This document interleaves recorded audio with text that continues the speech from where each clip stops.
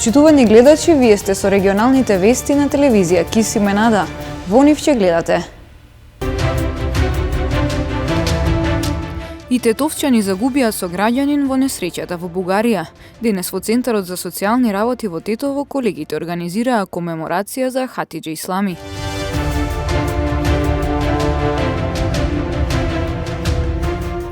Од 22 ноември до 29 ноември се одбележуваат деновите на медиумската писменост.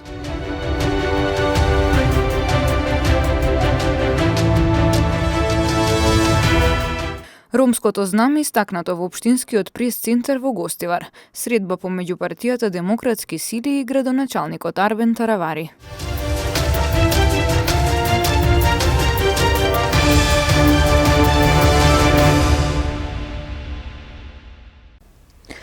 И тетовчани загубија неколкумина сограѓани во трагичната сообраќајна несреќа во Бугарија. Денес во Центарот за социјални работи во Тетово колегите организираа комеморација за Хатидже Ислами, една од жртвите. Тага и неверување во Центарот за социјални работи во Тетово повеста за трагичната загуба на Хатидже Ислами, која беше една од жртвите на автобуската сообраќајна несреќа во Бугарија. Таа на последното патување била заедно со сопругата на нејзиниот брат и внуката, кои исто така го загубија животот во несреќата. Хатидже беше доктор на науки со 30 годишно работно искуство, како психолог во службата за брак и семејство и заштита од семејно насилство. Колегите организираа комеморација во знак на нејзино сеќавање. Една од најистакнатите, најпризнаените, најстручните, вработени овде. Освен тоа и со исклучително високи човечки квалитети, беше пример како едно стручно лице во установа каква што е оваа и со проблематиката со која оваа установа се бави, како треба да се понаша, секогаш спремна да се усоврши, да научи, да се дообразува. Чест и задоволство ми беше што ја запознав Хатидже, што работи со колешката Хатидже, која е прав професионалец, која беше прав професионалец, пред се беше човек, права дама, мајка, колешка, која секогаш помагаше прво на вработените, ако меѓусебно не си помагаме, тогаш како на странките.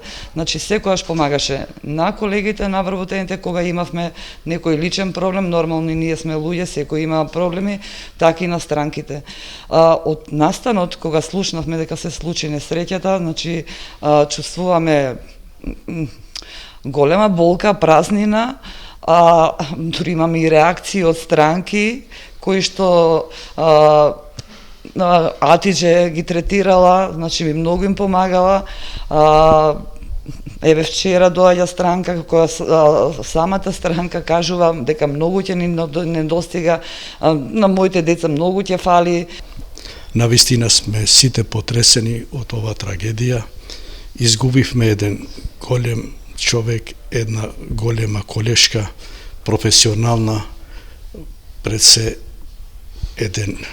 една личност која навистина знаеше што да каже, што не треба да каже, живеела овде повеќе од 30 години, им служела на странките, на вработените, на сите кои имале потреба за нејзе. Навистина голема загуба за нас сите овде.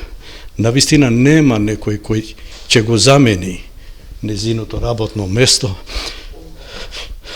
Овие 2 дена една траурна атмосфера владее тука во Центарот за социјална работа во Тетово, затоа што изгубивме една колешка која навистина беше професионалец во вистинска смисла на зборот, беше колешка која и помагаше на сите, чија врата беше отворена за секого.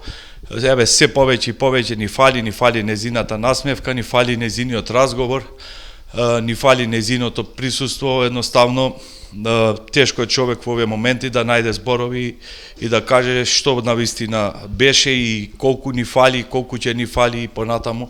Според неофицијалните информации, 6 патници во автобусот биле од Тетово и Тетовско. Во остатоците од автобусот на Беса Транс се пронајдени 44 трупа, соопштија бугарските истражители. Тие велат дека добиле информација дека во автобусот патувале 52 патници, а во болница се лекуваат 7 лица. Затоа е нејасно каде е уште еден патник кој бил регистриран дека е во автобусот. Се претпоставува дека еден патник можеби се одлучил да патува со друг автобус на Беса Транс од другите 3 кои исто така биле на турата во Турција. Една от болничните стаи, извинявайте, не се вълнувам, се срещнах с момче на моята възраст. Когато го видях, аз му казах: "Вие сте герой." Той се усмихна и взе да ми разказва за инцидента, как е видял чук, как е счупил задното стъкло на автобуса и как оттам са се спасили 8 човека. Аз го попитах: "Вие сте 7. Настанени сте в болница 7. И той ми каза: "Не, ние се спасихме 8 човека." При извършените действия по разследването, а именно оглед на место происшествие, се намериха 44 трупа. От тук идва и простата математика, тъй като ние по данни разполагаме, че в автобуса са пътували 52 пътника. Намерихме 44 трупа. В болница са настанени 7 лица, 4 мъже и 3 жени. Остава голямата загадка: къде е 8-то лице? Работиме по тази версия. Не искаме да вкарваме объркване сред вас. Може да се касае и за недобър спомен от свидетеля.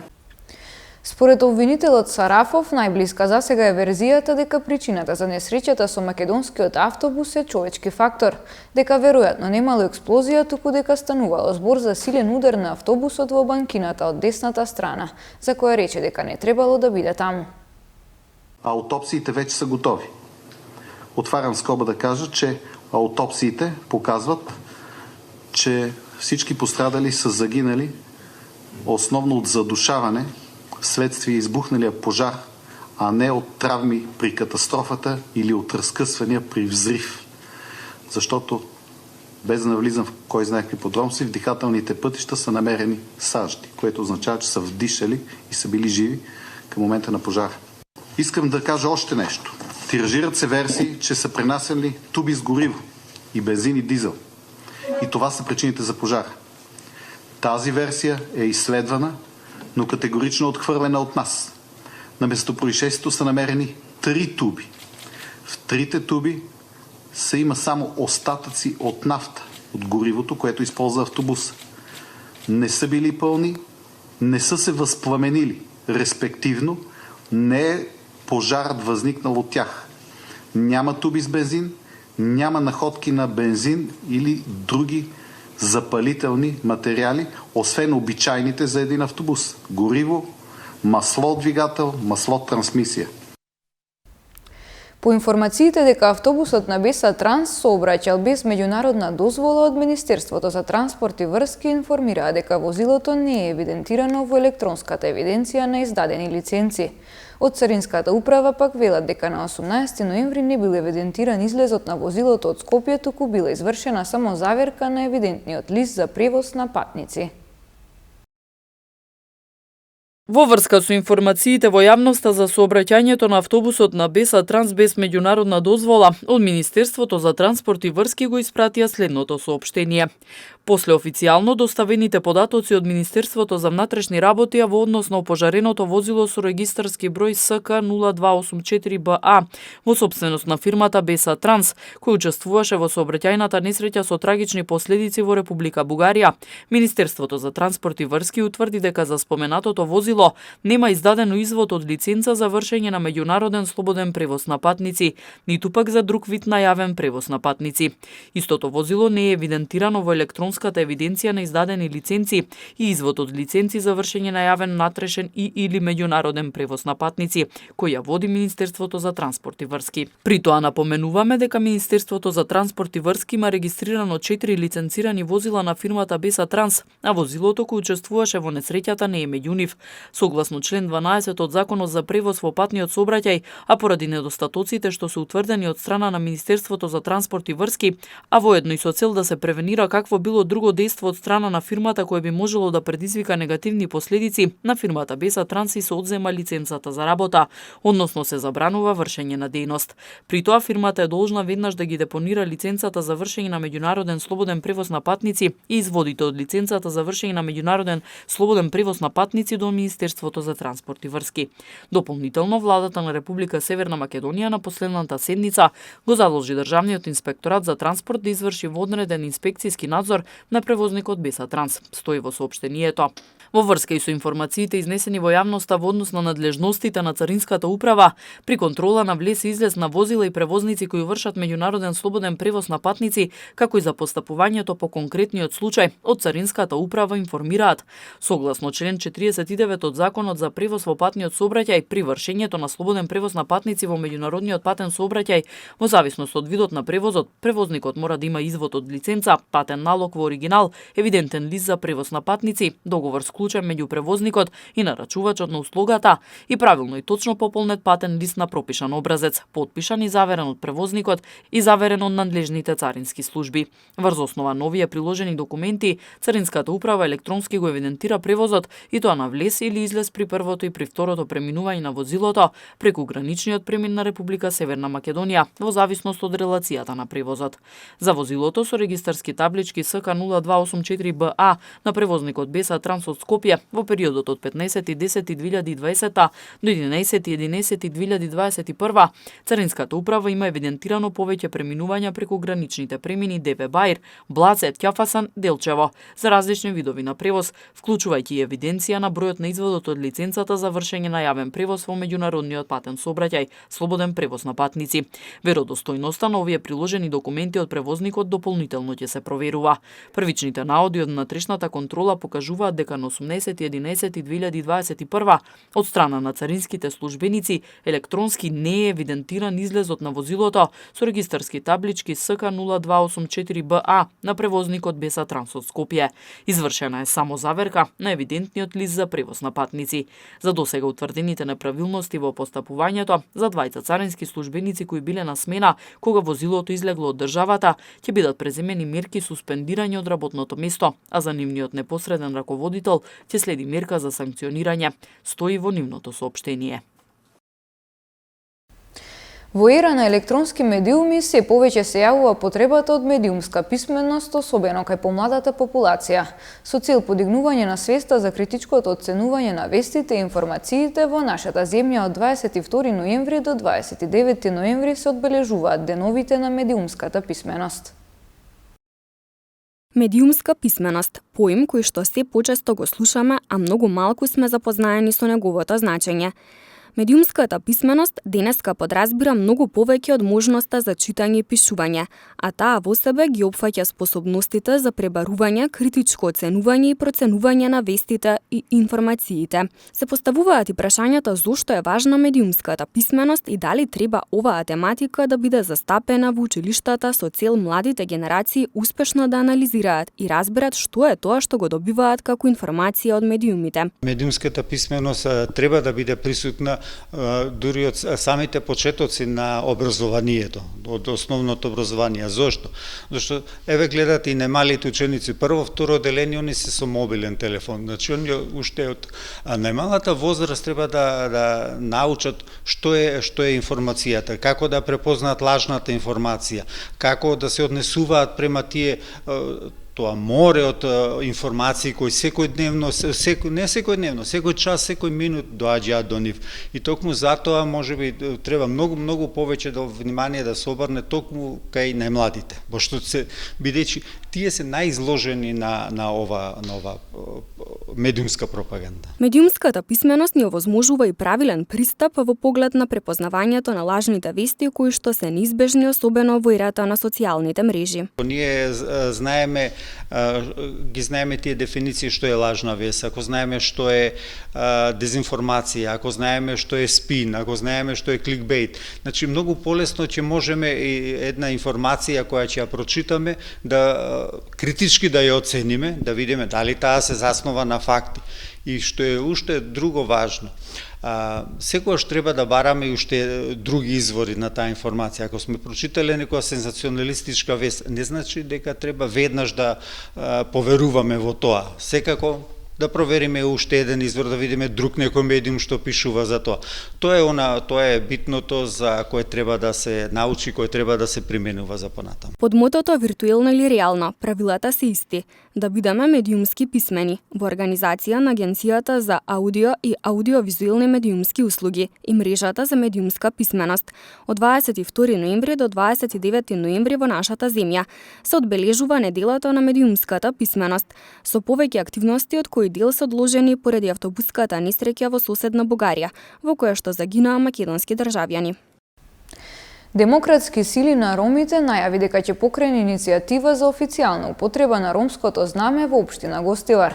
Председателот на Гостиварскиот огранок на партијата Кашмир Салиу заедно со сопартици денес беа кај градоначалникот Арбен Таравари.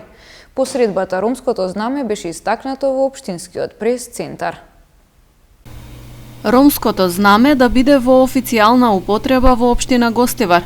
Ваква иницијатива најавија од Демократски сили на ромите, а ќе ја покренат преку нивниот советник во Гостиварскиот совет на следната седница. Председателот на огранокот на партијата Кашмир Салиу, заедно со сопартици, денес беа кај градоначалникот Арбен Таравари. По средбата ромското знаме беше истакнато во општинскиот прес-центар како символика на идно официјализирање на неговата употреба. На следната седница, која што ќе има советот на општина Гостивар, од страна на нашиот советник ќе биде покренета иницијатива за официјална употреба на ромското знаме во градот Гостивар, во општина Гостивар, во советот, а како еден доказ за тоа денеска во пресалата на општина Гостивар се постави и ромското знаме. Ова представува огромен историски ден за ромската заедница во Гостивар. Сакам на сите роми во Гостивар и во Македонија да им честитам и на сите општини во Република Северна Македонија им предлагам да го следат овој пример на овој град, на овој мултиетнички живот што ние го имаме во Гостивар. На средбата во градоначалничкиот кабинет се разговарало и за случајот со семејствата кои останаа на улица откако им изгореа бараките. Од страна на градоначалникот ми беше презентирано дека е превземена акција истиот ден и општината со целиот свој капацитет придонела за евентуална приспособување на тие семејства. Еден дел за среќа имале веќе каде да се сместат, другиот дел што немале, од страна на општината превземени се времени решенија, меѓутоа тоа е само времено решение. Апелирам до надлежните институции во државата сериозно да го разгледаат овој случај, сериозно да покажат каде се направени пропустите и особено во Министерството за труд и социјална политика апелирам да превземат се она што е потребно за овие семејства да бидат згрижени. Ромското знаме во општина Гостивар ќе им се придружи на македонското, албанското и на турското знаме, кои актуелно се во официјална употреба. Тие се истакнати на јарболот пред општинската зграда, се поставуваат на празници, одбележувања и настани согласно законот за употреба на знамиња. Колку почина од прележаните кај нас 8 лица, а од вакцинираните 400. И јас апелирам на имунизација, но ние сме единствени во Европа кои што ги ограничуваме прележаните, рече во гостување на Канал 5 телевизија микробиологот доктор Никола Пановски. Директорот на Здравствен дом Скопје пак, доктор Злате Мехмедовиќ, истакна дека вакцинацијата кај прележаните ќе го надополни имунитетот и не постои безбедносна причина за непримање вакцини. Од ковид некој човек што прележал, точно дека му паѓа имунитетот. Меѓутоа, ако тој човек во првите месеци кога е имун е стално изложен на вирус, тоа е голем ризик да се како постапка. Меѓутоа, до сега логиката било тие што прележале, а ги лекувале пациентите, младите луѓе, тие воделе пандемијата и станале имуни. Така се создал колективен имунитет. Сега не може заради мерки на заштита и така натаму, тоа е проблемот. Ја за разлика од доктор Пановски сметам дека можеме да постигнеме колективен имунитет, дури и со оваа вакцина. Колку и да изгледа тоа неверојатно, да факт е дека се уште не можеме да ја спречиме трансмисијата на вирусот и кај вакцинираните и дека таму трансмисијата е благо намалена. Меѓутоа, оно што е важно да го споменеме, што е апсолутно точно, е дека многу пократко може да преживее вирусот во оние што се вакцинирани, како и што ќе се јави инфекција, баш поради тоа што е веќе подготвен имуниот систем да го неутрализира. Оно што е важно да го знаеме е дека колективниот имунитет не се создава само преку процесот на вакцината. Мора да постојат и оние мерки на ограничување, односно маската за која што ние и до ден денеска треба да ја користиме, особено во затворени простори, денес тука за жал не ја користиме, и нашето однесување на овој начин, таа комотност која што си ја дозволуваме во затворени простори, ќе овозможи, односно ќе биде сојузник на вирусот, што е можно повеќе да се пренесува од човек на човек, да се создаваат и понатамошни мутации на вирусот, кои што ќе бидат сосема поразлични од вакцините кои што се изградени врз основа на дивиот сојот Вухан, не се изградени ни врз основа на алфа сојот, ни бета, ни гама, ни делта сојот, туку се за различна генетска структура која што е во најмалку помеѓу 1 до 5% различна од она која што е имало претходно од вуханскиот сој. Во продолжение деталите од полицискиот билтен на СВР Тетово. Вчера вечер околу 19 часот и 10 минути полициски службеници на СВР Тетово лишиле од слобода 50 годишникот Тетовска Мала Речица, затоа што околу 16 часот се однесувал агресивно кон неговата 45 годишна невенчана сопруга и се обидел насилно да ја отвори влезната врата од нејзиниот дом. Тој е задржан во полициската станица Тетово и по целосно расчистување и документирање на случајот ќе се соочи со соодветен поднесок. 42 годишникот Тетовска Голема Речица вчера вечер на улица Илинденска во Тетово физички бил нападнат од 30 годишен тетовец, со кого од порано се знаеле. Се расчистува и документира случајот. 17 годишна тетовка вчера во 14 часот и 50 минути пријавила дека во ходник на средно училиште каде што учела физички била нападната од две други соученички, а поради претходни меѓусебни недоразбирања. Се расчистува и документира случајот. Вчера во 16 часот и 40 минути 23 годишникот Тетовско Ѓермо во СВР Тетово пријавил дека околу 13 часот му било одземено патничко моторно возило Volkswagen Golf со тетовски регистарски ознаки, кое претходно го паркирал на улица Љубо Божиновски пиш во Тетово, незаклучено и со клучевите во брава. Се преземаат мерки за расчистување на случајот. Во рамките на планираните активности на СВР Тетово за поголем ред и безбедност со паркирањето во Тетово, вчера биле санкционирани од Тетовска пајак служба подигнати вкупно 18 непрописно паркирани возила. Најголем број од санкционираните возила и возачи биле на тетовските улици Илинденска, Борис Кидрич и Маршал Тито и го попречувале нормалното и безбедно движење на другите учесници во сообраќајот.